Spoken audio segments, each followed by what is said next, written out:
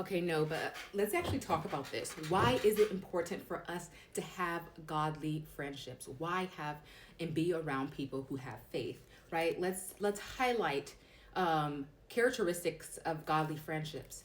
Mutual encouragement, sacrificial love. This is the Bible standard of love, not our own. Wise counsel and bearing burdens, as highlighted in Proverbs 27, verse 17.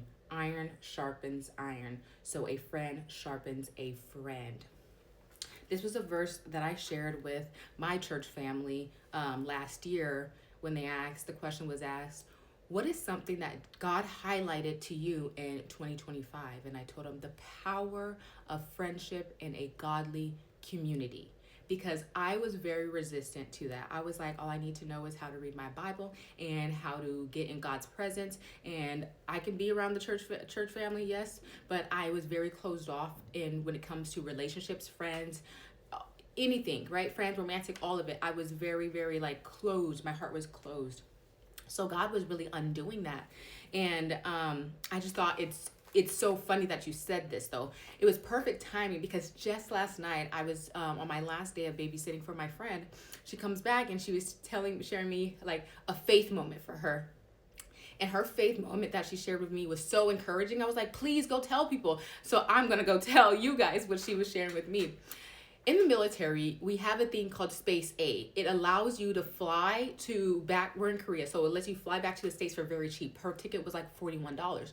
But you do not have a guaranteed spot on this plane. You have to show up early, you have to get on a roll call, and by the grace of God, hopefully your name is on there. But we have been praying through this whole entire experience together. And then the day before she was meant to get on this flight, she called me. I'm getting prepared. I'm packing my stuff to go to her house to start babysitting because she's flying out the next morning. She called me. She was like, my friend, I just saw her at the gym. She was telling me that I need two of these two of these documents, memorandum signed by a captain, and I don't know if I'm gonna do it in time.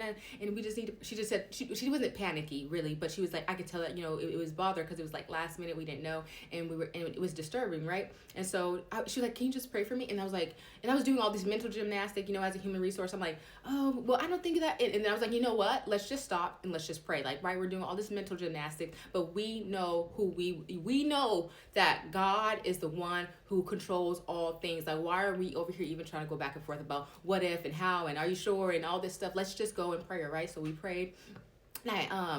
And we just let it go. I said, God, and I just, asked him to allow her to be able to rest tonight for her flight, because I knew that God was going to show up, right? And so she gets there early,